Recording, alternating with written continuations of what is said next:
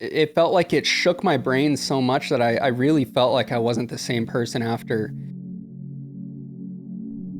And I was like, there was a moment where I was like, should I kick out? And then I was like, I took this wave off them. I cannot kick out. They started pointing in, and I was like, oh no, he fell. I was like, come on, get on, get on, get on. And I looked back and I was like, oh, it's gonna be too late. And at that point, he just succumbed and gave up and just faced the wave.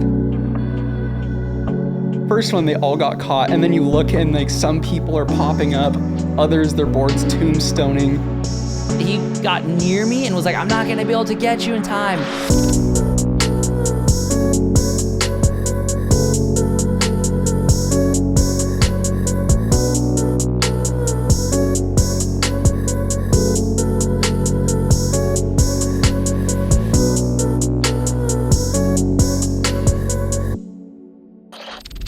All right, we are back.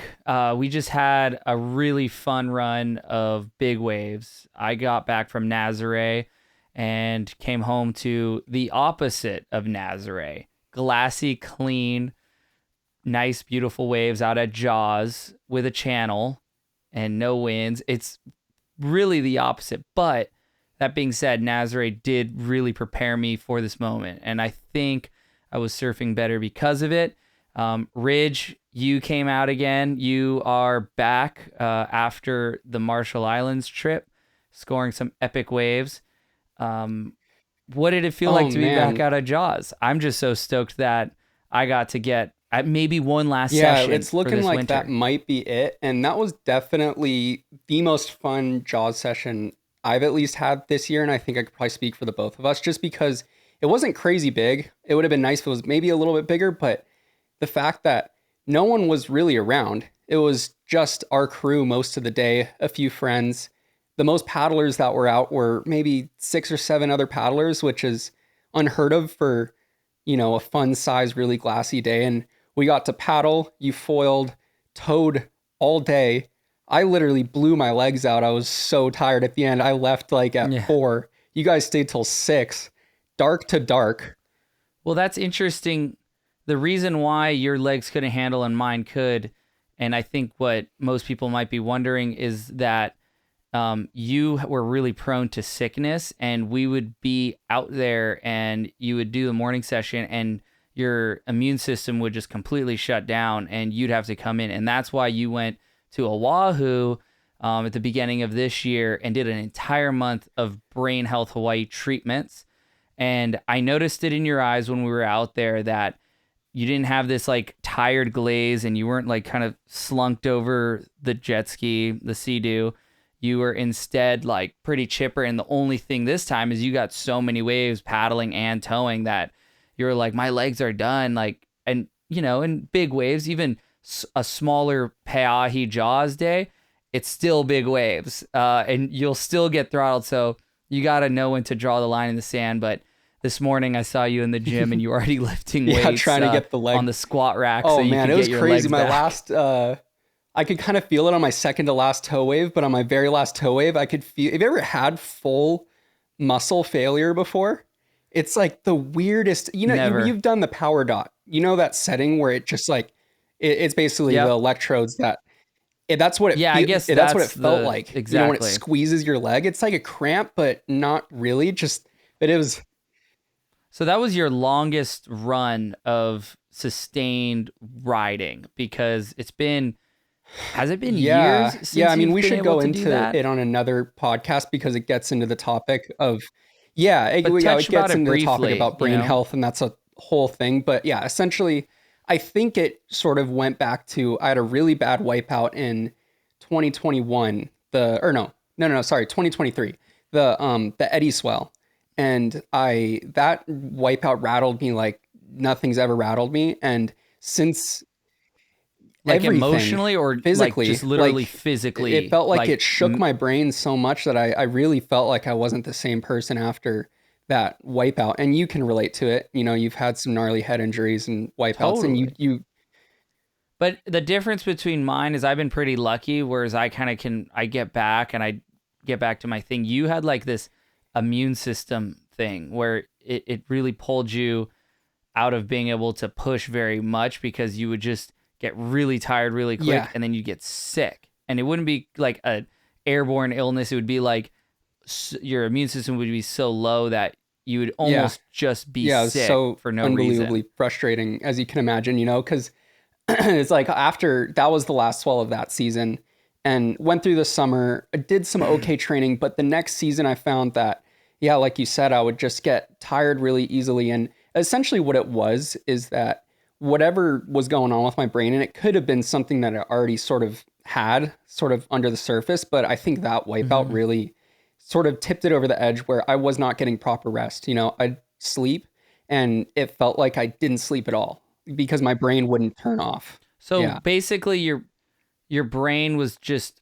on overdrive when you were exactly. supposed to be relaxing, like so obviously sleeping, it wouldn't shut down, it Yeah. would just be going hard. Yeah. And So, so it'd keep you up. And then that yeah. would So, I lead to your mean, when you tiredness. don't get proper sleep, your immune system's the first thing to go, and you don't have good immune system, you catch anything. So, I would, last year was insane because I was still surfing big waves as much as I could. Like you said, I could only do short sessions, but I would do whatever I'd be sick. I would take every supplement, do everything I could, get my immune system just so I was barely able to surf. And I would go out and do my thing, catch a few waves, and then the next day I'd be back to getting sick. And I went through all of last season like that. Bummer. I still got good waves. It wasn't a total loss, but it was just like, it was so frustrating not being able to surf to my potential. And then this year, that's kind of how the first swells where I missed the entire um, December run, crazy historic run. And that was a bummer. But this was the first swell. And then I got brain treatment all of January, Brain Health Hawaii. If you haven't checked that out, they're miracle workers over there. Anybody out there that's listening that has had brain trouble, kind of both, we'll do a whole podcast about it, but really good stuff. And then this was the first swell that I felt like, yeah, like you said, I was back to my normal self, and I felt like I, really wanted it, and I wanted to be out there all day. But the only bummer was, being on Oahu for so long, I wasn't able to keep the same gym routine, and my quads were gone. But I count it as a win. I think it was a really good day So for me overall. so yeah, that was the best day for your winter. I would argue it was maybe my best day of the winter, and it wasn't because of how big the waves were, though the conditions were about as best as they've possibly been this entire year. I mean, we've had some really remarkable days. It just finally felt like on my side, I gained some momentum back with being really comfortable performance. Like I rode a foil, for example, and I was really comfortable at speed. I started really turning. And granted, the waves weren't huge, but you're still going pretty fast on a foil. And I have to really attribute maybe my toe-in performance to my time doing the Nazare Challenge, because that Nazare Challenge, it was just the worst conditions for Nazare. It was, west. It was the wrong wind, kind of southwesterly winds as well. So Nazare loves a little bit more northwest, and it can be perfect out there. And this time was really challenging. So to go from the most challenging beach break, big wave beach break you could possibly imagine, to just pristine, clean 12 to 15 foot with occasional 20 footer coming in, it was just like, it just made everything seem easier. So I was able to kind of like, felt like open up, knowing that, okay, my comfort level was back. I was in my home place, but there was a channel, there was all these sort of things.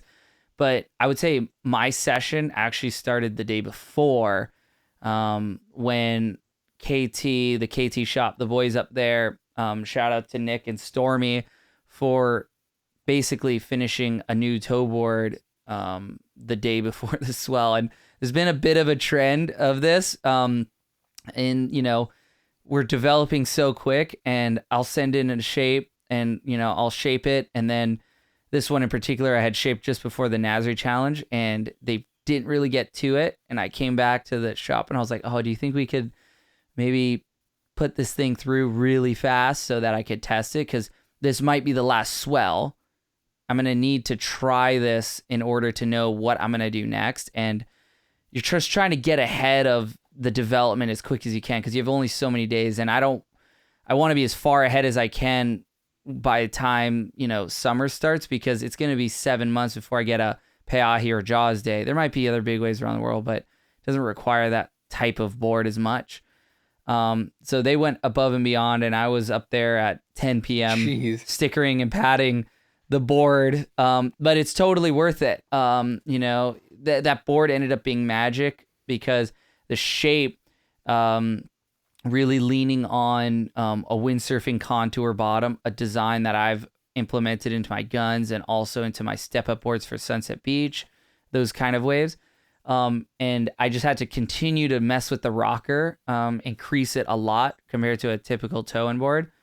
And basically we did a carbon wrap basically with the whole board, where Storm has been making carbon boards for 30 years. And we figured out a layup that would give me a lot of flex in the tail and in the nose, but keep the middle really stiff.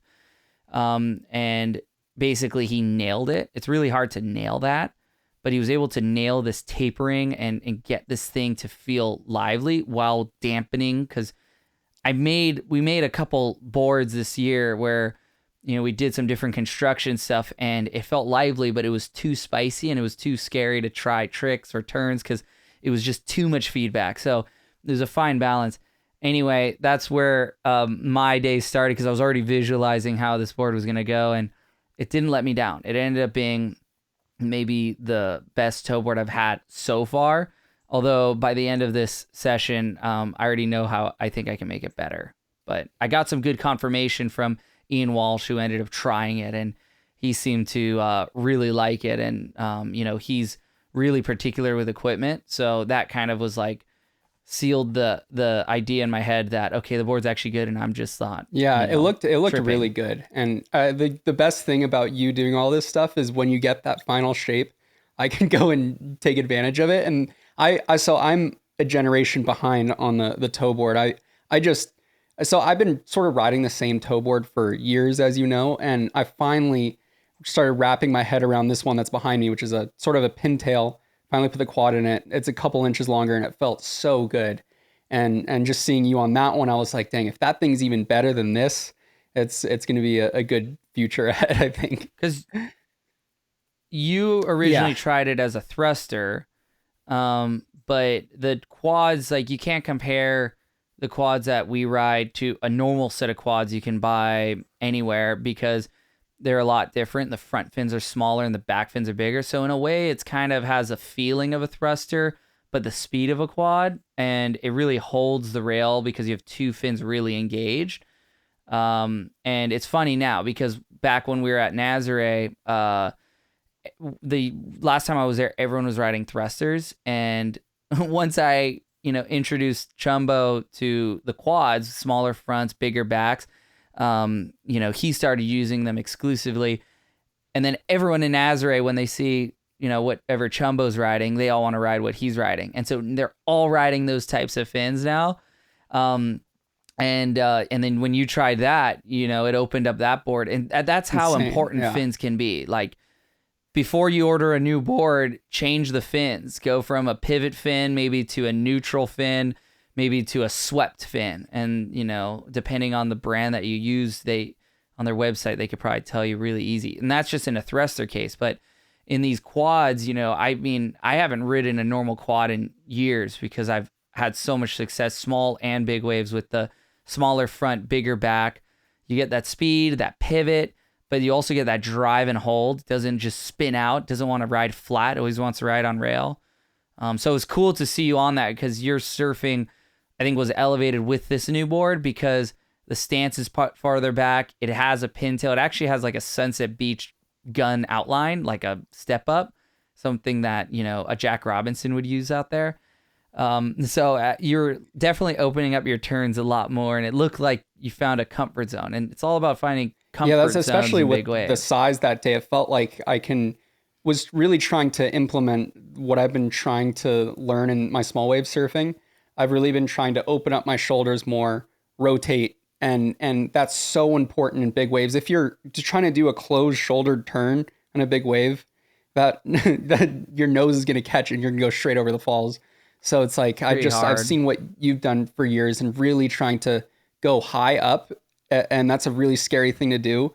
in big waves and really throw my shoulder down and drive through the turn. And that was kind of my goal for the day. And that board made it so much easier to do that. It felt just like I was riding a shortboard in a sense. It's kind of the art form of at trying to do turns at Jaws.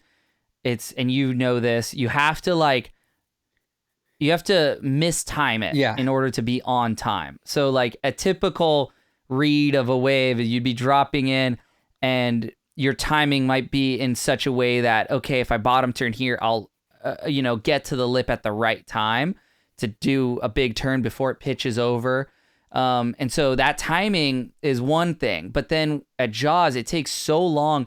It's actually funny. We've had to develop the boards to actually be really good at gliding because you're traveling so far up this face that while it's steep, it also is, at a slope because it's a big wave. And you have to glide. There's like maybe a third of the wave you have to be gliding up, and you have to be kind of gentle on your board and then press into your turn because there's no amount of projection can get you up that wall of water if you bottom turn too low, but also if you bottom turn at traditional timing. You have to turn, like I start my bottom turn thinking I'm way too early, and by the time I make it to the lip, it's almost too late. And sometimes I can't actually try to hit the lip. I have to like cut it short. And there's nothing worse feeling than that because you just want to hit the lip. But in the past, the board you're riding is probably one of the closest boards that I've ever gotten to actually doing a proper top to bottom turn. Because when you watch most people on tow boards, if they're going to turn, it's very, diagonal And mid-face carves. Looks great. Yeah. Mid-face. But I've been trying to develop the board so that you could really go straight up and down and like hit the lip and like in shortboarding, do a snap where it's like a pivot turn, straight back down, straight back up, pivot turn, boom. And once you hit that first timing, you have the rhythm. But it's still really challenging because you need a board that can drop into let's say a 50-foot wave, be stable and comfortable going Mach 10 down it faster than any other form of surfing there is. But then you need a board to like all of a sudden turn and be able to pivot, which in order to get that, the board has to be a lot more wild to ride. Yeah. And so there's a trade-off, but it's these new boards that I've been developing. I've heavily taken a lot of influence from actually kiteboarding, twin tips, and also windsurfing bottom contours. Very untraditional. I'm not going to spill those secrets exactly what it is, but this is the great thing about crossing over into so many different water sports is people have found solutions for things that might actually apply for big wave surfing that people in big wave riding haven't looked at. And so this was the closest board I've gotten to really being able to go straight up and down. And the new board I just shaped right after the swell because it was fresh in my mind. I think that one's going to allow me to go even beyond to the next level. And I'm sure that one's going to lead to the next. And I'm already like 4 tow boards in this winter alone on development, and it keeps getting better and better. But I want to keep pushing it until we're like have the ones. Boards make a giant difference. If you do not have a good board, it's not good. You're not going to be able to do your thing. It's totally holds you back. Equipment matters. Yeah, it's such a game changer, and it was so funny out there because I don't know if you had multiple boards or you're just switching your stance, but you'd like disappear, come back out, be going goofy foot on the left, and then the next wave you'd be going regular foot on the right. It was hilarious to watch actually. Was that a different board? When I was going switch stance, it was I had 2 tow boards. I had one of my old favorites, and then I had the one that I was riding mainly regular. But if I got a really couple good waves regular, I wanted to go goofy foot. One to like open, like really work the brain. By switching stance, you have to do everything the opposite, and it's like looking in a mirror in a way, and then trying to perform the same action.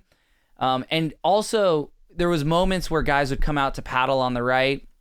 And at this point, I was like still towing because it was the first thing we did in that morning.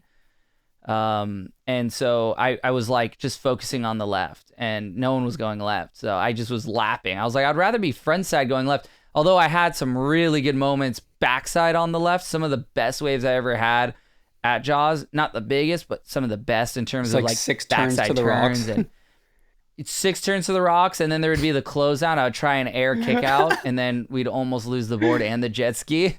But luckily, these Sea-Doos are superior and can outrun just about anything. And our team's so tight, I had trust that we'd get out of there in one piece.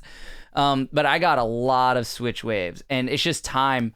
For me, I feel like I just got to put time on the switch. Just time. And I really want to. I didn't get to do it at Nazare this last time because it was like such poor conditions and there was only small windows to surf. And, I just decided to stick to regular. But I really, really want to go to Nazare on a clean day and ride at Goofy Foot because I think it would just feel so much better being front side 100%. than backside.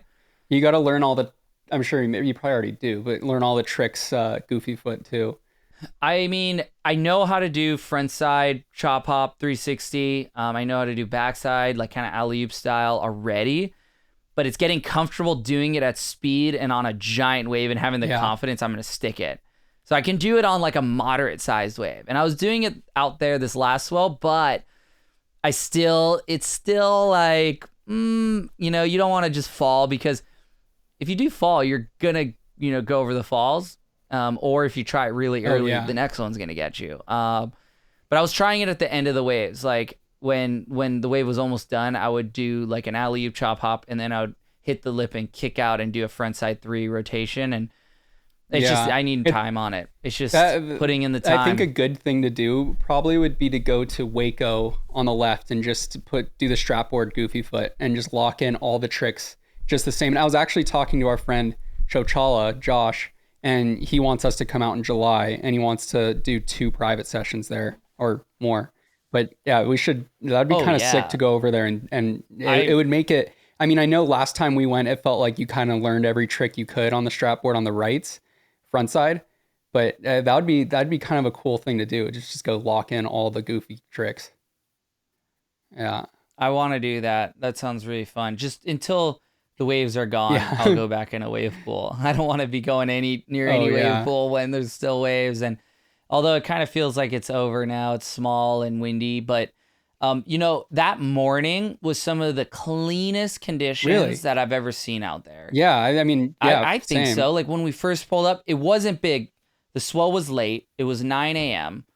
by the time the waves came, but we got up there at 6:30 because we really wanted to ride. And it was barely breaking, small. Like capping. But I was getting these sick little waves. And I was like, gosh, I'm having more fun now than any time ever because the wave quality was actually really good. It was like, for how small it was, it had good face to it. It wasn't slopey. It wasn't bending out to sea. It was like curved in. And, I think I rode like 30 waves before everyone started paddling. And it was just the perfect conditions to actually paddle out back on my 7.6. This time I added weight to it. So it's about 16 pounds now. For that day, maybe a little heavy. You could get away with lighter, but like it felt good. It paddled good. And there was one wave I remember. There was two that I was fully like, this guy is so far out. He's not catching. I was like inside of you, like on the shoulder. And I was like fully committed. I look back and I'm like, no way he caught it again. That was crazy. I swear the 7.6, maybe it's just that particular board. And with our arrow nose, that giant nose in the front.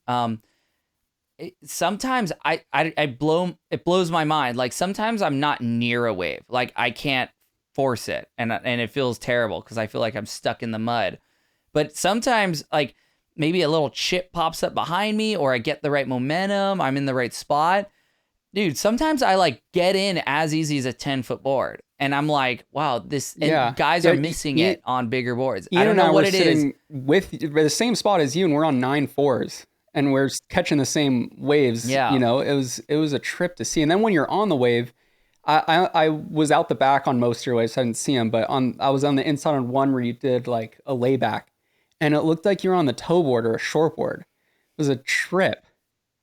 It almost feels, there's something weird. It almost feels better at turning than a tow board.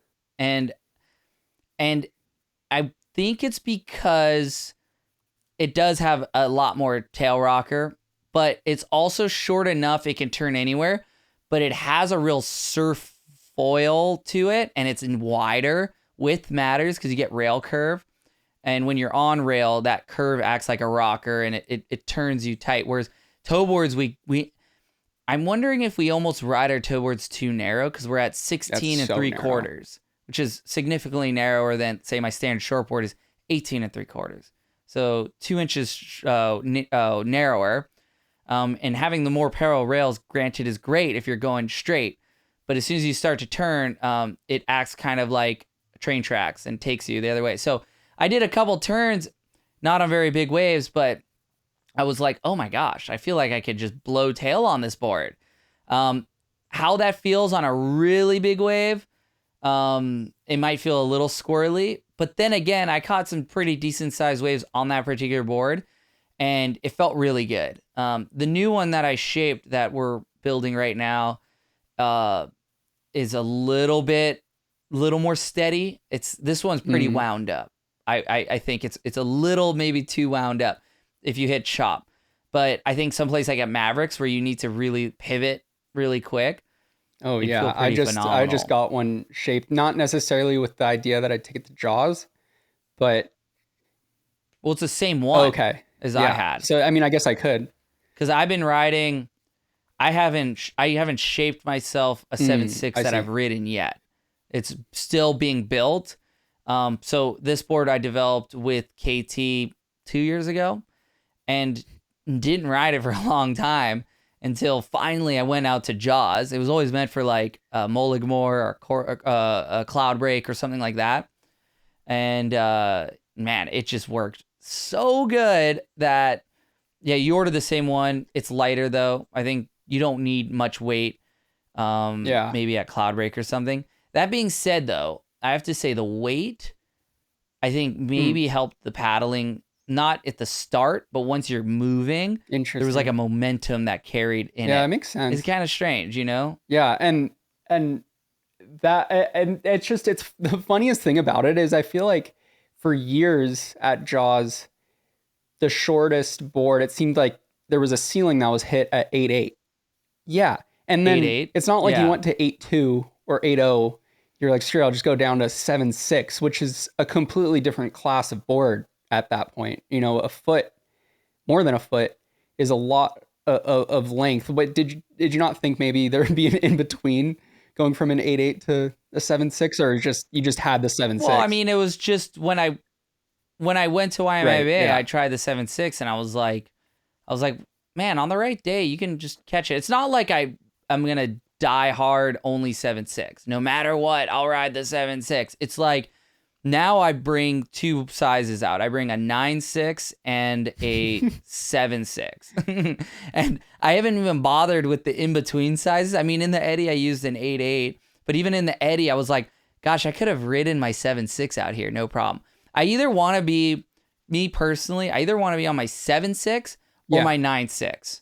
Because when I'm on my 9.6, say it's windy, say it's long interval, say the waves are actually really, really big, it's like pushing the limits of paddling, that is the board I want because I can get in early, the extra rail line for stability. You know, the board feels magic already. I'm actually kind of afraid to ride my hand-shaped 9.6 because it feels so magic. I'm like, I don't even want to ride this thing, even though I really should. But on this particular day, it was so good for the 7.6. I didn't even bother grabbing my 9.6. So if I'm going to travel to Mavericks, if I'm going to go to Waimea Bay, if I'm going to go to Jaws, and I only need two boards, I'm bringing those two boards. Obviously, I'd want backups of both probably, but just those two boards, I think pretty much cover me. As big as I think you could paddle, and then also, you know, as high performance as you could paddle, if that makes sense. It's funny you say that about the 8.8 being sort of an in-between size, because I was really going into, at the end of last season, going into this season, I was really determined, okay, 8.8's the board, because I really want to, my goal for this season was to get barreled paddling in. And I thought, you know, that would be the right approach, to sit on the West Bowl, sit under it, knife it. But the first session, paddle session I had this year back in, what was that, October, November, something like that. I rode the 8.8 and it was a long period and I just felt like I could not get on these things. And there was one particular wave I saw Kip Caddy got. I don't know if you remember that crazy barrel he got. I was sitting Yep. right He next to got him and I was blasted out paddling of for that that tube. wave. And for me to get it, I would have had on the 8.8, I would have been so under it and having a knife straight in the barrel. And I saw him on what looked like a 9.6 just cruise in from the outside, bottom turn, pull in and get spat out. And I'm like, okay, that's what I want to do. I don't need to be taking these crazy drops. And since then I rode my 9.4 and I was able to get barreled on the 9.4 because I was able to just chip in from out the back. The 9.4 was always my favorite size, but at the same time, the reason why is because you can chip the waves, you can get in early and you can set it up. And it's depending on the day. But what I liked about the 7.6 over the 8.8 is the 8.8, it's still kind of long. You know, it's almost 9 feet. And so you still can't take off to the next level late because the board still barely fits into the curvature of the wave. Whereas a 7.6 is just so beyond short.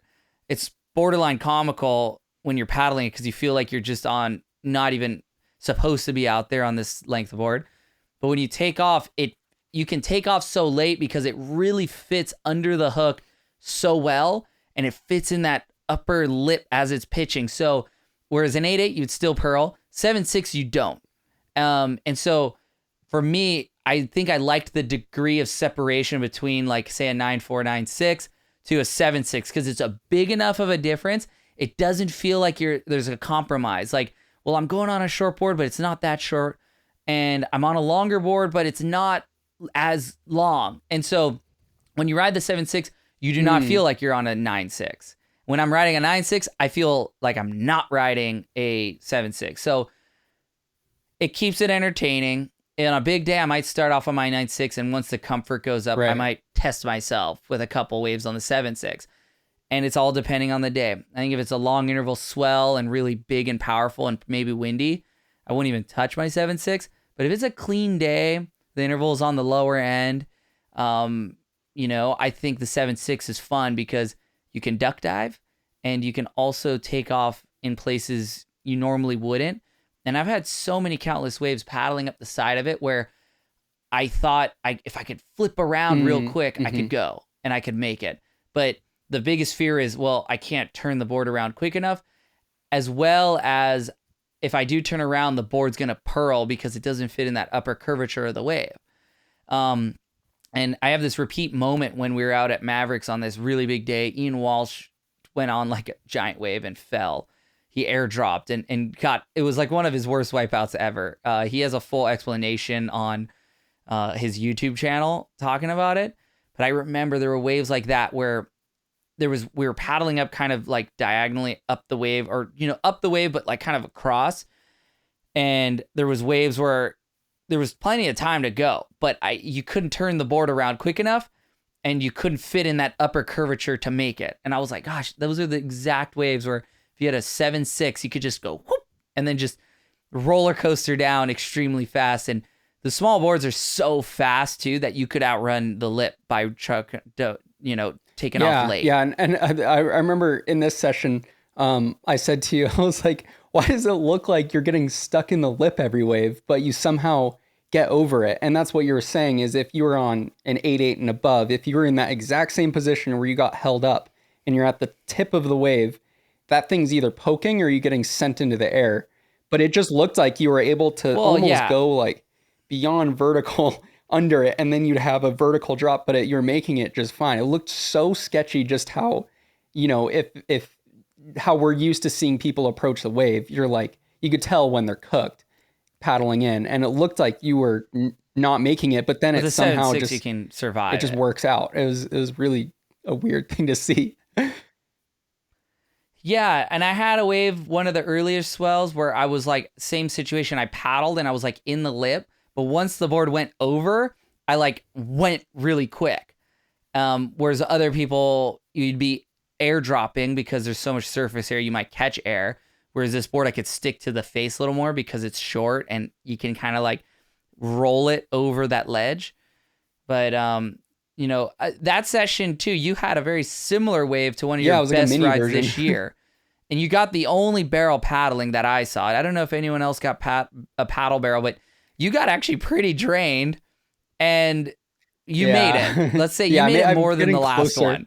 You did a little better, but I I'm was like, why does this keep happening to I you? well, Tripping over the finish it line. was an almost identical wave to the last one I had, in that I saw it coming in and it had the same exact look, maybe just 6 feet smaller, and got a perfect roll in, dragged my hand, got into it as wide open. And similar to the last one, it was perfect. And then it sort of started, I could see that it was kind of pinching a little bit. It was just getting tight. And I was having to go up really high and kind of duck under the lip, and it kind of grazed my head. And my trajectory was that I was going up, and this is what I wanted to ask you too, is I have this tendency, and it's a good, and maybe in this case was a bad thing, that I move up really far on the board when I'm in barrels. That's just what I've always done through my whole life on shortboards. I Yeah, noticed that in the I was footage. in the barrel, and then when I saw that that it was squeezing higher, I instinctually, I didn't think about doing this. I moved my foot, and I was at the end of the deck pad at the front. There was only like 2.5 feet left of the I board. saw So that. when I came out, you know how Jaws, it bowls so much once you come out of the barrel, and you almost have to turn straight down. I was like nose riding Yeah. the thing, and then you saw the board just went out from under me. I've had waves like that too, where you come out of the barrel and you think you're fine, but if you're standing kind of far forward, you kind of run into the wall, and the nose doesn't lift with that kind of wave. And normally, if you're standing, you don't want to be all the way on the tail because then you'll wheelie out, but you want to be like kind of in the middle, and the nose can kind of lift and it'll help redirect you back down. But if you're too far forward, it's like kind of running into a wall, regardless of what type of board you have. It's just a long board. It's like trying to nose ride a log, and you've kind of like you've run into maybe a more slopey section, and then the board Yeah, kind of stops. it wasn't. It needs kind Yeah, of that it critical wasn't even that the wall board got across. stuck. It's almost like I was coming out and it got steep or something, and the board Just just went out from under me, and I like body surfed out again. well, in that slow-mo footage, it just looked like if you are up there, you Mhm. have to put way more back foot pressure. You were so on your front foot that it just almost looked Yeah. like you were a little off balance. Or you have to, when you start hitting that bend, that horseshoe, you have to, it feels really strange. And I do this a lot. Now I'm pretty comfortable with it. You have to go onto your Hmm. heels, and you almost have to like ride. It's like if you're snowboarding and you're trying to go up a quarter pipe and then back down like this. Like you have to like, if you stay only on your front, you're going to hit that transition and stall and go into the wall.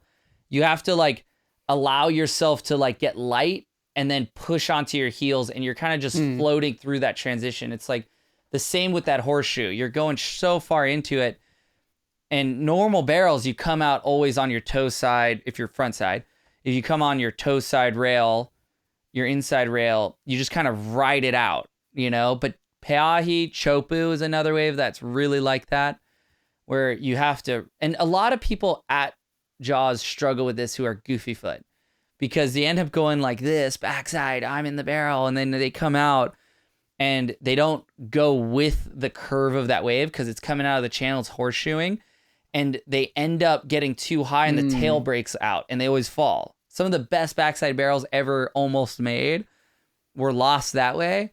And they almost have to do like get on your toes, because it gets the steepest part of the barrel at Jaws isn't the beginning, it's the very end, which is the Yeah. opposite Yeah. of any other barreling wave, maybe minus Chopu. Chopu is still steeper in the beginning, but it still ends up very steep at the end Yeah. too. And I reviewing the footage too, I feel like if I had to do over that wave, I mean, it I want to get a wave where it's just open and I don't have to do that thing where I have to get all tiny to punch through it. I think that would make my life easier, but Hey, yeah, it's a true. barrel is a But barrel I out think there. if I were to redo that wave again, I think it was okay I went that far up, but I think what I should have done is just slid. Once I saw that lip coming down in front of me and I knew how to punch through it and not know what's on the other side, I would have pushed my back foot back and just did a wide stance and just kind of just it would have lowered my center of gravity versus when you have it such a narrow stance, it's hard to I always, have your center of gravity be like stable, I feel like.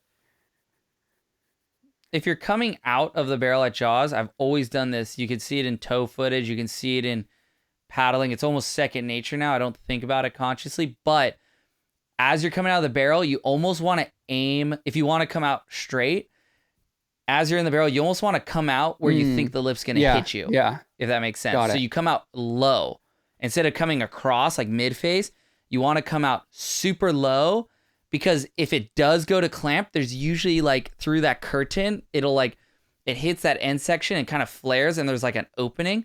But you want to come, and the best barrels that are, you know, bully like yours, sometimes you almost want them to graze your shoulder as you come out, because you're going with that energy, but you end up down into the flats where everything flattens out, and so you don't have to worry about turning once you're coming out. You only have to worry about, so it's like the best way to ride a barrel out of Jaws is you read the lip line, you know, obviously you look into the upper corner as you're in the barrel, but then as you're coming out, you look where the lip's landing and you get drawn towards that, and then you pop out flat. Yeah, that makes a lot of sense. That makes me think of, remember, when was that? Was that last year? Albie's, one of his best waves, he did that where the thing fully. Was that the best wave he ever got? I think he might have said that, but it was like one of those that it was super square and then it fully clamped and he just went straight. And then, like you said, he got to that. It landed on him, but he had momentum and went to that flat and then made it. No, but there's like this weird line in the lip where it's like where it's clamping up and where it's pitching down here. Like somewhere in between, the lip's not moving as fast. So there's like this little gap. Just snuck through it. And so it's like, because both sides are moving faster than the one that's right above you. And so you just kind of like, you see it clamping, and so you aim straight down, and it like, I still think you could get lipped. I mean, Albie in the 2019 event? I think it was 2019. Event? Yeah. I can't remember. 2019. The last Peahi challenge ever, he got a really bad concussion because, well, he wasn't in the barrel, but he was going for a wave that barreled. That later turned out to just be the biggest, worst clamp you've ever seen. And him trying to outrun it didn't pay off because it landed on the back of his head. I think he was riding an 8.4. And that was a huge wave to be on an 8.4. That's scary. Yeah, that was maybe borderline, maybe too short for... That was like maybe when I would take out a 9.6. Yeah. Because it was long interval, that swell. But I was going to ask about your barrel at the start of the day, that what Ian Walsh said, the quote was, you uncle taxed it from poor little Otis.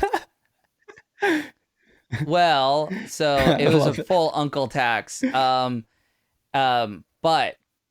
like, it's funny how full circle everything goes, because I paid him back maybe with a better wave. Arguably, he got a better wave at the end of the day because of me.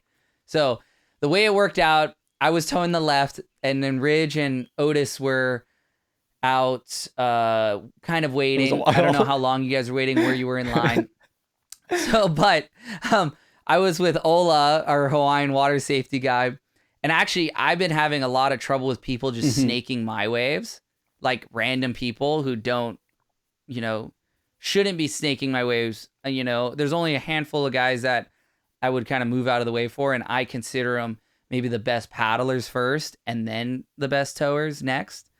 But that being said, we had told Ola, I'm like, Ola, just do not, if someone is trying to tax my wave and I'm in the spot, just go. I'm going no matter what. I'll just go deeper than them and get barreled. And so we were actually outside of you at this point, even though you guys have been waiting, and we started towing in, and then you guys obviously wanted to go. It looked like a nug from out the back. I saw Otis. You were towing Otis in, our little buddy Otis. And I was like, dude, sorry. Like, this is my wave now. And I kind of felt bad for a second, but then obviously Otis is like our little brother. So I was like, he'll get over it, And I didn't think it was going to barrel. It just looked like a good wave. And ironically, when I was getting towed in, because Ola was like, he didn't look back once. If he had kicked out early, I would have just gone with it, and it would have been like, well, they got it, like it was kind of their wave anyway. It was their wave anyway. But he was fully going, and I was like, I guess I'm going. And Otis didn't end up going, but I wasn't paying attention down the line. I was looking back at you, and you got really close on the sea-doo, by the way. I was kind of. You had no choice. And then Otis was way back on the rope. I was looking at him, and by the time I looked forward, I was like, oh my gosh, I'm really, really deep. I hope this thing barrels. And I was like, there was a moment where I was like, should I kick out? And then I was like, I took this wave off of them. I cannot kick out. Like, I cannot kick out. And I just did a couple big pumps and just I got drained across the reef, came out and did a big air kick out, like a frontside 3 lean grab, whatever. And I was like, I'm so glad I took that wave from you guys. And then we came out and you were really upset. And I was like, no, you were like, that was our wave, da da da da. And then it struck me. I was like, because you were saying we have priority, and I was like, I have priority because I'm paying for everything. I had the whole team out there and everything, which was just, it's a lame excuse, but it was funny, I was like, kind of. Because I was like kind of mad because we were waiting a long time, and then, but then I was like, wait, I'm not even surfing. What does it matter to me? and then I was psyched that you got also, a good one. Yeah, I wasn't taking if it was your me on the weight. rope, maybe I would have actually been mad. But Otis was like, maybe I should have gone. And I was like, dude, I barely made that barrel. You guys would have been where we were if we weren't in your weight, probably. But so full circle. So don't be super upset at me for taking away from Otis, even though he's like our little brother, and Uncle had to take one wave tax. And also, yeah. So, but later on, the conditions deteriorated after I did my foil session. After all the paddlers left, you ended up leaving because your legs were done. We were very, very close to leaving. This was like mid-afternoon. I was like barely breaking and the wind was on it, but I was having kind of a lot of fun towing in Otis into just everything that moved. Because Otis is just down. He was severely sunburned at this point, and he was very tired, but he won't say no to a good time of waves. And then all of a sudden, so before that, backtrack a little bit, towed Ian Walsh on my new shape board into a wave. It was just like a perfect big wave. It was close, maybe a 20-footer. Let's say it was a 20-foot wave. He did 2 beautiful carves on it, and it was like an anomaly, right? It was before this long 1-hour lull of nothing.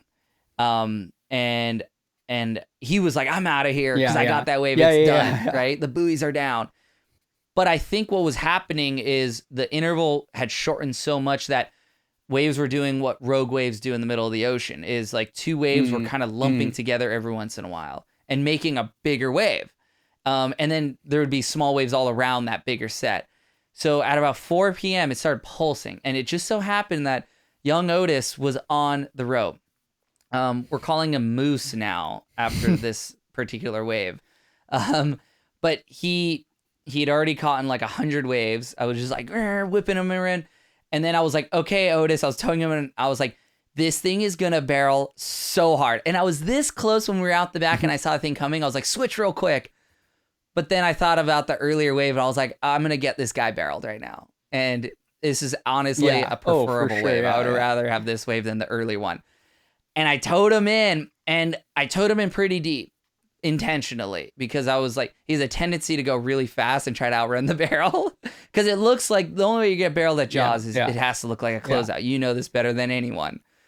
And so I wish I actually towed him way deeper. In hindsight, I want to give him no option, and the no option is you go on the left and you go to a point where you whip him in as fast as you can, and he has no choice but to sustain that just steady let it go speed. in the barrel. And then whatever the wave does. Yeah, straight into the barrel. This time I towed him in a way where he could probably pump and get in front of it a little bit, because I gave him an out a little bit. It. Like, okay, if he doesn't want to go crazy deep, he didn't have to stall. All he had to do was stand there, but he could pump and be kind of a little forward. He ended up pumping a little bit. Don't blame him because he's still green out there. He's still learning the wave. He's getting really good though. He's already got his backside chop hop styled. But I towed him in and I saw this thing just go hoof over. And then I'm like running and I'm like, I hope he made it. And then all of a sudden, you know, it's just Ola and Scott that are in the channel. And they started pointing in and I was like, oh no, he fell. The interval was short. Okay. So between the waves, it had to have been like 14 seconds, maybe even less. Like it was the shortest interval with these waves. And I went in and it was cauldron. It was like a cauldron of white water. It was just big and just gnarly. And I was like, gosh, at least he got super drained. I hope. Right. And I get in and he pops up facing inward. His eyes are popping out of his head.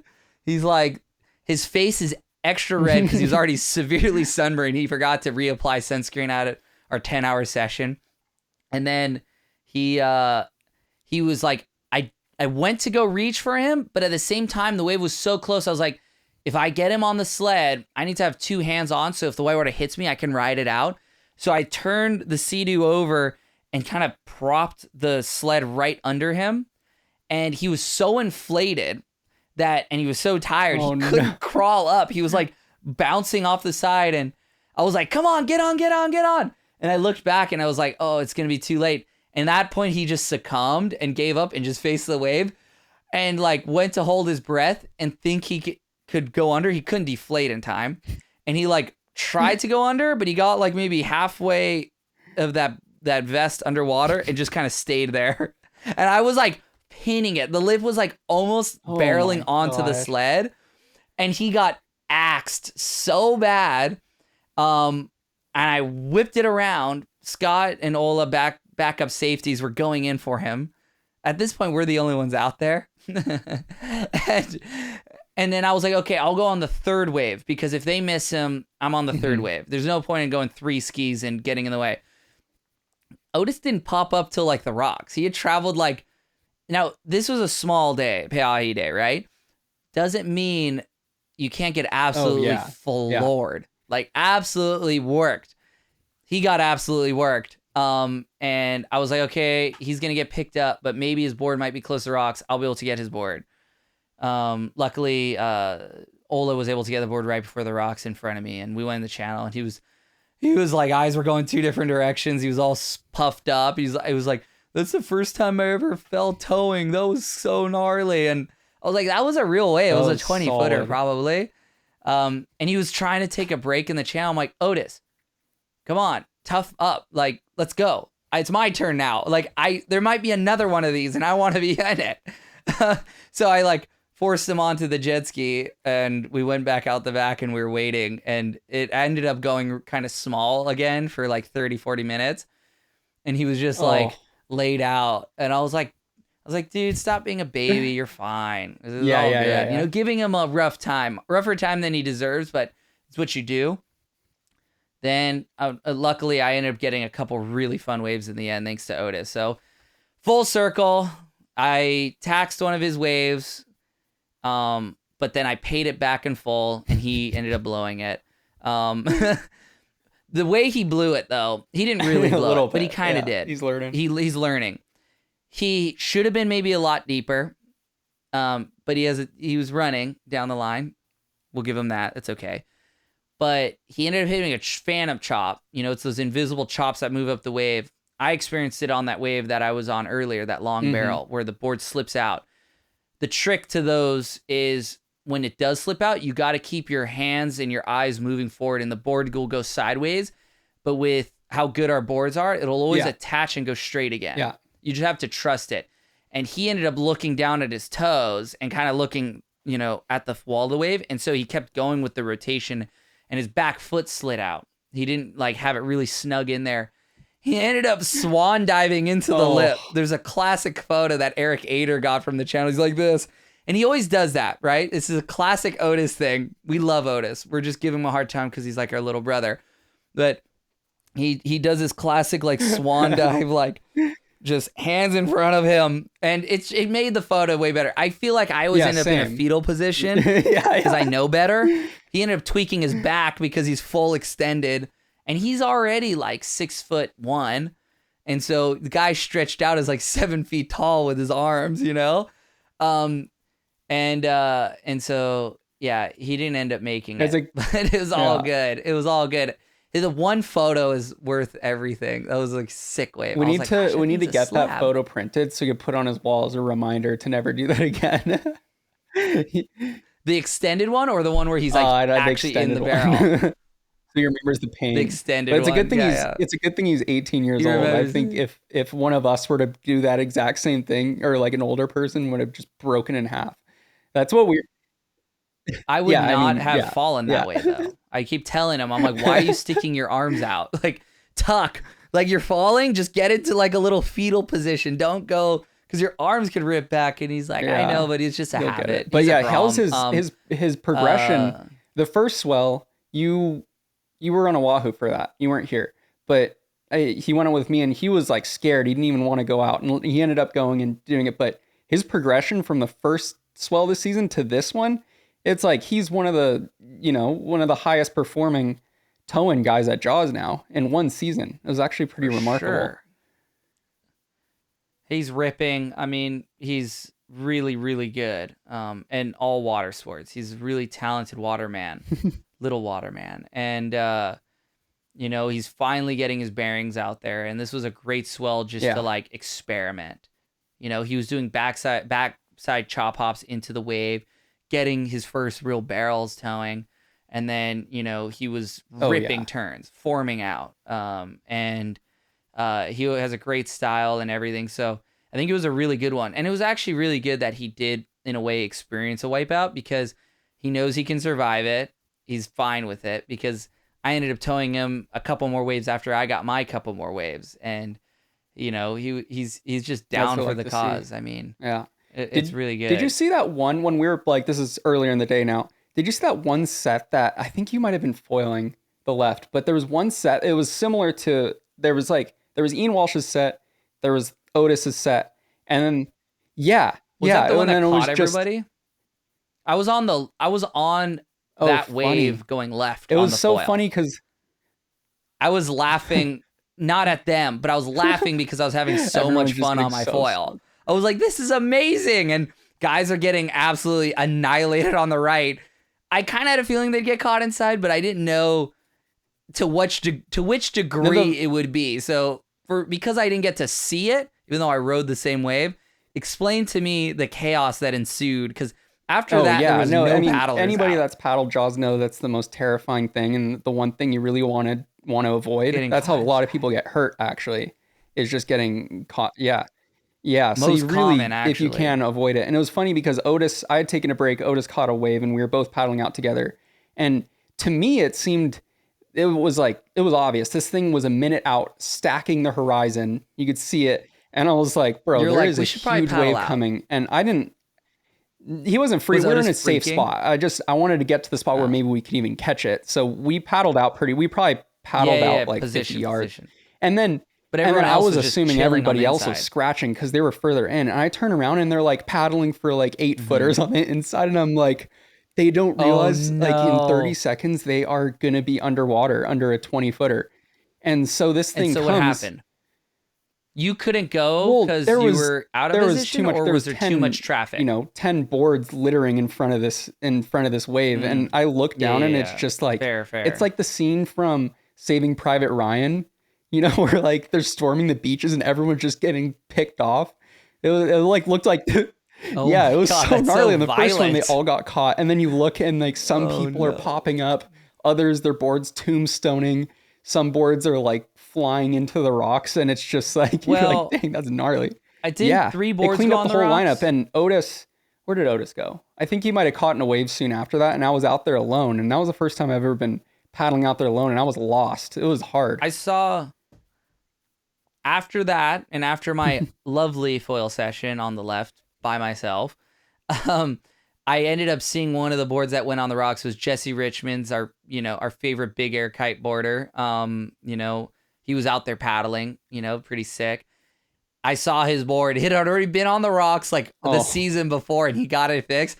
And I was like coming up, and I was like, oh gosh, those fin angles look kind of funky on his board. It was attached to a buoy, and it was just floating there. And as I got closer, I was like, oh no, it went on the rocks because all his fins were gone except for like one or two on the tail. And it was just chewed up on either end. Like funny, the deck and the bottom were fine, but it was like the ends and the rails are just like cheese grated up. And I was like, oh, when did this happen? You know, like at that point I wasn't aware of the situation, though I did come to find that like 3 boards went down and someone's vest didn't inflate and they got held down for a long time. And you can never take Pe'ahi Jaws for granted. It's a small day, still a big wave for anywhere else in the world. And those 12-footers might beat you as bad as a 30-footer I found my first. out there. Did you see my first wave I went on paddling? I was so fried. I don't know what I was thinking. I saw you paddle in. Oh, I was gonna go, and you were catching it, and I was like, I thought it was gonna barrel. Going? I thought it it's for not a second. Barrel. I know. No, I could tell it wasn't gonna barrel. I was like, that was stupid. I got smoked. I was like, he's gonna go straight. Yeah. I was like, I should have just gone. That was a waste for sure. But it was a little too close to it. Yeah, I would have been like, I could have pulled in. And I had already taken the one wave. No. I could have pulled in. I was like, it was just that too west and not enough interval, so it didn't like pitch. It would have been like crumbled on itself. Actually barreled. It just didn't barrel. Oh, where you were, if it was actually barreling, would have been insane. So you have to, unfortunately, just like Otis learned his lesson the hard way, I have to do that too. I'm still learning. But yeah. Yeah. The coolest thing for me on the tow session, separating from the paddle session, because the 7.6 was my favorite part of the paddle session, but let's say the towing was finally landing another air back into the wave. It was 2016. I mean, I'd done them in between, but my favorite air that I ever did, maybe the first proper air out at Pe'ahi. Oh yeah, where I hit the lip and I made it back in, was 2016 after the Pe'ahi challenge. And I landed. I just went for a kick out and it pushed me out, and I did this frontside tweaked air and I landed. And gosh, I've been wanting to do that more. And finally, my board felt so good, and the conditions was very warmed up. The problem we've had with all these last swells this winter is it was kind of few waves and a lot of people and a lot of work to get warmed up. So you don't get the amount of reps to get comfortable. And in this case, finally I saw the section. I was like, I'm going to hit that and do a frontside air. And I did that frontside air like right in front of Otis. And that was pretty cool. That felt really good. Like that's where I want to keep itching towards. Like do a big good turn and then come down and actually do a frontside aerial. Like that food feels so good. But beyond that, I think my foil session was like where it was like it felt like a separate day. Yeah. Every section of this day, if it was like 4 separate sessions in one big session, the foil, you guys were paddling right. I saw Ian get a bunch of good ones. Otis, you, I saw a bunch of everyone would look like they were having a ton of fun. But I was on the left, and I finally felt comfortable with my foil because I went and foiled Nazare. Yeah. And because I foiled Nazare, it's a total nightmare to foil Nazare. It's the hardest wave to foil because there's sand in the water, so it's a lot of drag and it's a lot of turbulence. There's boils everywhere. It's choppy as heck. And so get on this beautiful, clean blue wave. I would have loved to go right on the foil, but it was like everyone was paddling. So I was like, I'll create space and go left.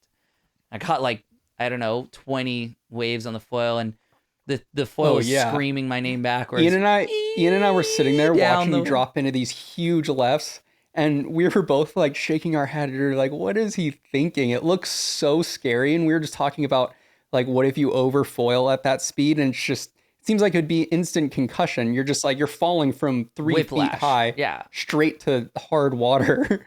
It seems gnarly. Did you fall at all that session or no? I didn't fall. Fun fact, I went to Nazare 6 days straight, never wiped out. Wasn't like I wasn't trying. I just kept making everything, and I maybe got a little bit lucky. There was a lot of luck actually involved with that. Good drivers, of course. Either, Ian or Jose driving me in, our buddy Jose. But then this session, I didn't wipe out once either. Without lack of trying. Like I would Yeah. be okay falling. But I think because I was so okay with falling all these Nazare sessions and out here, I didn't fall. I got close. There was one point where I went left and I was getting cute on the toe board switch stance, and I milked it to the rocks, to the very rock, and I did a air kick out, and Ian was a little bit out of position to pick me up. And he actually, I don't know if this counts as a wipeout. I don't think it does. I did get caught, but I got caught on the left. He missed me, and I was like, oh my God, I'm going to lose my favorite board on the rocks right now. Like, I love this board. And the guys just did this in one day, and I just got it today, and I do not want to lose on the rocks because where I'm at, it's going on the rocks. I ended up duck diving, Like just whitewater? committing to the duck dive on like a 15-footer. Really? Yeah, it like had broken, closed out with the rocks, and I was just like, at least if I duck dive and it gets ripped out of my hands, I'll let go and it'll pop up near me. And then if I get on the sled, I can jump onto it again. I was like, preserve the board at all costs. But I like duck dove, and then I got pounded, and I was like, I'm not going to let go. And I was like, maybe I don't even need to pull because I got all this foam. But then I remembered, gosh, this thing's weighted, so it doesn't flip that well anyway. And I was under for a long time, kind of. So I guess it qualifies as a wipeout. But it wasn't because of me. It was because it was because of me, because where I kicked out. You didn't fall on the wave. It wasn't like I fell on the wave. And I don't consider wipeout because I felt like it was too minor somehow. Like it wasn't. Wait, so did he throttled. Did he end up on the inside then, or he didn't even go in yet? He got near me and was like, I'm not going to be able to get you in time. And he didn't want to lose a Sea-Doo, thank goodness. Not that I think if we had a Yamaha, the old Yamahas that we ran, we would have lost it if he come get me. He's not used to the Sea-Doos like we are. So he always errs on the side of caution, like we once did with our Yamahas. The was it the SHOVO or something? Yeah, I don't remember. SHO. Yeah. That was the one. Anyway, he doubled back. And I was okay with that. So I duck dove, got held down for a while, but held onto the board, popped up. I think he missed me. He passed me because I came up really late. And then I duck dove another one, but this time I actually like opened my eyes and dodged the whitewater foam and like popped out the back and actually made it. And then I think it was Ola picked me up. That's like one of the things Ian always says about you, especially at Nazare, is that you'll just milk the wave as long as possible, and he's just like fuming, like kick out already. God damn, you're like doing turns on like it's called the wave is like 4 faith. feet on the inside, and it's just going into the death zone, and you're just doing turns, and then you do a flip, and then it's so funny hearing him describe that. I have such blind faith that whoever's driving me is gonna come get me. Granted, I can handle anything I put myself in a situation for, though it would be very inconvenient for me if it doesn't work out. But so far, it's always kind of worked out. And actually, no, I take that back. It hasn't worked out. One time it didn't work out, Nazare, but Nazare is just a whole nother beast. We didn't get to talk about this. I now that we're talking about Nazare for just 1 second, you gotta show the viewers another jet ski incident, because we didn't talk about this one because I only got this intel from my boy Jose over there in. Remember, I showed you the ski ended up in the cave at Nazare and sandwiched in like the corner of the cave.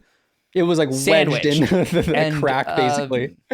Wedged into the crack, and I was like, I sent it to Ian. Okay, so poor Ian, not poor Ian. Ian's great, but poor Ian. One of his engines on his jet ski this year blew out, and so he only has a hull.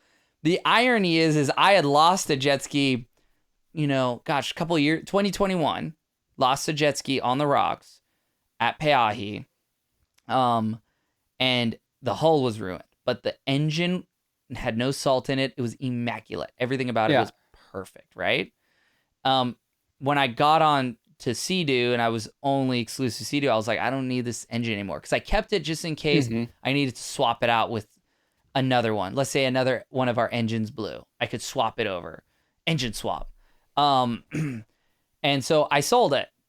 And Ian, I was like, his engine just was a faulty engine. It was just a bad one. Happens. Hull is perfect. It's like a brand new jet ski. And so I sent him that video and photo, and I was like, hey, looks like their hull's a little messed up. Maybe they'll give you the engine. Oh gosh. And he was just, because he was actually asking around when we were in Nazaré, asking everyone if they had like an engine they didn't want anymore. And I was like convinced if Ian found the engine he needed, he would check it in. And I swear, if you packed it correctly, engine weighs a lot, but not, he's a 1,000,000-mile flyer. He gets up to, I don't know, what is it, 75 pounds, 90 pounds? He may be able to check it in, because it'd be like, his board bag weighed 90 pounds and it made it. And so I was like, this guy could just put it in like box it up and they could just ship this engine back. Well, that was kind of the funny part of the joke. It was, what I mean? So, yeah. So I got out of there. Board was fine. Continued. But with the foiling was just like, it was so clean, beautiful, clear water. And I was finally comfortable enough on that setup. I was riding like a 400 square centimeter front wing and like a 100 centimeter mast for our foiler boys out there. Nothing weighted, light, everything. And I was getting towed in early and then just going right. And I was trying to aim for you and Ian and Otis. Yeah. To kind of think I was going to go right. Like, what's he doing on this foil? And then I would get on rail, and I would just do the long bottom turn to the left. And that was the best feeling. It was just like coming towards you guys on the right and then turning left and doing like a 4 mile the whole wave your bottom turning. And then highlining. And then highlining it and then coming straight down super fast, hearing that thing whistle my name backwards. Yeah, Ian was like, why is that thing so dang loud? It was like almost deafeningly loud as you passed by us. And it wasn't. That's the crazy thing. It wasn't even loud. Really? Compared to how it could be. Yeah. I got to sand the mast again. It's hard because, you got to like asymmetrically sand it. So one edge is a little farther out than the other. Because where you get sound and it's vibration of the carbon, it's vibration of the water that's making that noise. It's kind of the air actually that's cavitating around the mast or the rear of the wing. The foil itself's silent, but the mast was humming. So I just got to sand it down and figure out which part of the mast was kind of humming. Because if I rode really high and tight, like on the foil where the foil was like almost to the surface, it wasn't making noise. But if I was a little bit lower where it was like, a third of the way down, it would start humming. So I just got to take 5 minutes and just go, and it'll go away. But part of me wants to put an actual whistle on my board. Like a bird whistle. Yeah, you need like or the planes that dive bombed in World War II.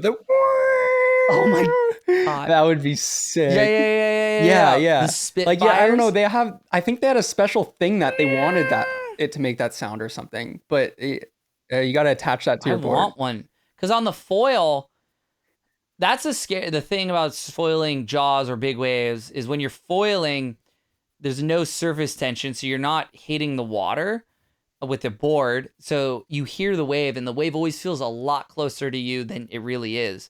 Because usually riding a normal board is louder directly by earshot than even the wave is. So you don't know, it's just a unique experience. But I got like one of those Aztec death whistles on TikTok Shop. And I was like, that thing requires quite a bit of air, but I was like, can you imagine if you just heard this screaming down the line people from on the like cliff this foil? Because it's already terrifying, it's already terrifying seeing a foil.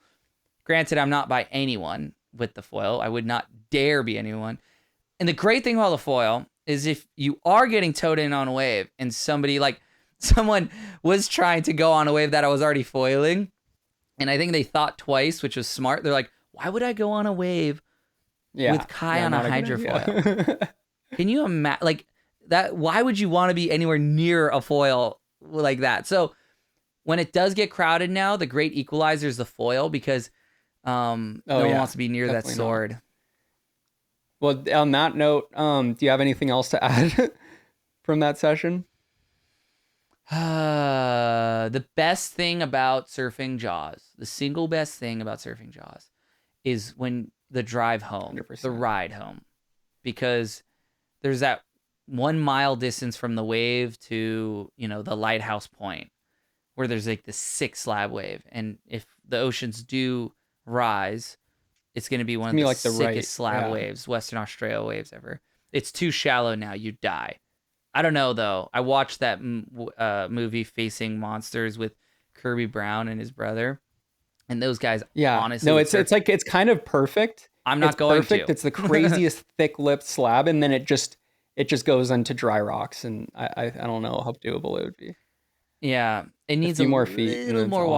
water. But it's that distance there when you look back and you see a perfect wave breaking, you see the sunset, and you're just like, I survived. I had so much fun. It's been 12 hours, 6 to 6, and you're just on the moon, and it's the best feeling 100%. in the world.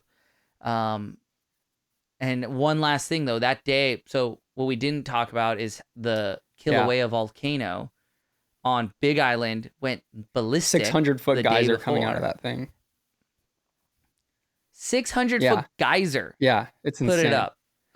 And it's just insane. But we had no wind, so all that what we call it looks like fog. So everyone Volcanic here calls it smog VOG. is what You it know, is. Yeah. yeah, it's like volcanic smog. And the morning on the drive up, a whale almost breached onto us.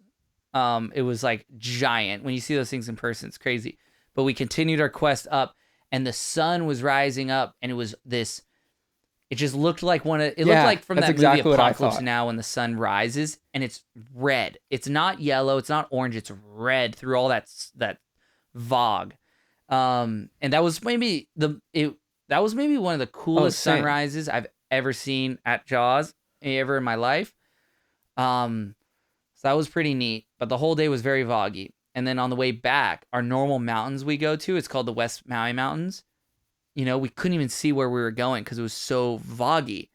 Finally, the trade winds came back and blew all the fog Yeah. to Tahiti. But yeah, that was like, I would say the atmosphere of it was Yeah, it was kind of unique definitely, and it was special. such a unique day. It just being able to dark, three sports. I think that was, and nobody out. It was, we've been talking about it, how there's not been a day like that in forever and in the last couple years. So that was pretty darn good. I mean, part of it is our fault. I think if we would have had a couple more years of empty towing out there, if we and I Yeah, didn't post um all the awesome times I've had just getting sick waves, and everyone's still was like, good. wait, Yeah, why wasn't I out there? Like there was my favorite time to be a big wave surfer was when towing was lame and paddling was it was everything. brand Yeah. new at Peahi Jaws, like, and it was everything. That's all that mattered. And you had the Hmm. big dogs just dominating. That was sick. But then when the wind would come up, it would be great for paddling. So Oh yeah, everyone would just leave, and you and I would be left it's out there. unbelievable. And because towing was so lame, no one would want to do it. And I Yeah, was well, it's like like, screw towing. Towing's so and lame. then Don't do it. I was like, I was like trying to defend towing for a time. And I was like, what am I doing? Yeah. Towing sucks. Don't do it. It went crowded for a little bit, like really crowded. And now it's kind of back down a little bit. I feel like it's It ebbs reached and an flows equilibrium because there was the era of when it was a little packed bit. with guys just fiending to tow, and then there was the era where everybody was flying over to paddle, and now it feels like the people that really want to be there are there, and on the tow side too, and that it felt like that this swell. Everyone was taking turns. There was no Yeah, weirdness or that's a anything good like that. point. So hopefully it stays like that. The best thing that ever happened to Oh yeah. Jaws was Nazare. Because Nazare is way more consistent, arguably bigger most of the time. Everyone's focusing on that, and it leaves Yeah, these we little love that. windows. And so it's like, sweet. I love the mystery a little bit. And then it was the next day, I was like very curious, like if there was still waves. And I ended up going up to the cliff, and it was too small, but there was no one on the cliff. And I was like, gosh, it's so sick to just be up here and No one's here. No one's in the water. And the waves were still honestly like 10 foot. It was an occasional 12 footer. Maybe not worth putting the whole system team, but it was just like, wow, like this place is broken perfect for hundreds, if not thousands of years. And no one was even on this cliff, and no one was looking at this wave. No one was on the wave, and relatively short amount of time in history that it's being ridden. Yeah. And it's just, well, on that note, let's wrap it up. We'll see you guys next week. I think, what are we going to do? Maybe foiling episode or something. So foiling episode. And we finally got our, set up to interview people. We've been doing stuff remotely like this. Ridge is at his house. I'm at my house. But we want to do it more in person. We did do the experiment, as you saw, with the Nazare podcast with Ian. But we want to get like some heavy legends on here. I'm, thinking Keith DeBool, our guy up at KT Surfing. Also, my longtime shaper before I started shaping. Someone who I still look at to, for advice on shapes. I think we have to get him on. We got to get Dave Kalama on, I think. I'd love to get Derek Dorner on, a Double D, because he just has the coolest legendary stories. He's cut from that different cloth of big wave riders. He's from that old school, and he's the man. So if anyone out there has suggestions of who you'd want us to interview, we're pretty open to like wanting to get people on here. And, it's sometimes hard just to talk about ourselves and what we're doing, but we want to hear what a bunch of legends and even up and comers. We should probably get some Groms on here that are like starting to cut their teeth and see what position they're coming in. Maybe one day we'll get the Laird podcast, but maybe, we got to make that happen. We'll somehow. see. But let us know anybody you want to see, and any questions about foiling specifically, because we'll be filming that pretty soon. Maybe this won't come out in time, but anyway, no. But any questions in general, it helps. We're gonna talk about the history of foiling, my history with foiling, where it led me to where it is now, where it's going, kind of touching base on just, I would say, our perspective of our relationship with foiling. Let's put it that way, because everyone kind of has their own, origin story with foiling. It was like a self-discovery sort of thing, and this thing for me has been, pretty tied to me since I was 9 years old, tied to my first big wave session out of Chaws. Mm-hmm. We've talked about that in the past a little bit, but we'll go to the point where it's like, okay, the rebirth. All right. Well, we'll see you next week. Thanks for watching.